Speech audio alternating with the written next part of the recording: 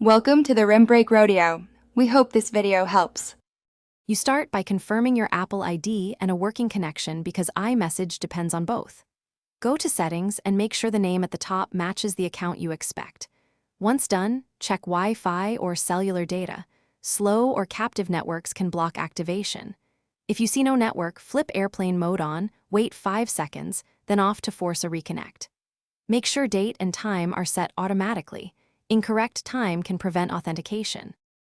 Next, you perform the central fixes. Reset iMessage and network state to clear stuck tokens. First, toggle iMessage off, count to 10, then toggle it back. This forces reactivation. Then restart your iPhone to refresh system services and push certificates. If iMessage still won't activate, reset network settings. This clears saved networks, VPN, and cellular profiles that can interfere with Apple servers. Once you do that, sign out and back into. Finally, you complete activation and apply a key troubleshooting step. After toggles and resets, give iMessage up to 24 hours to activate. SMS-based activation sometimes uses a carrier message you may miss. Make sure iOS is up to date, because system updates resolve authentication bugs. If activation still fails, check with your carrier to confirm SMS shortcodes aren't blocked.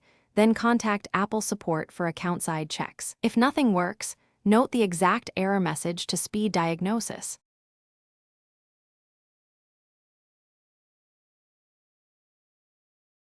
Thanks for watching.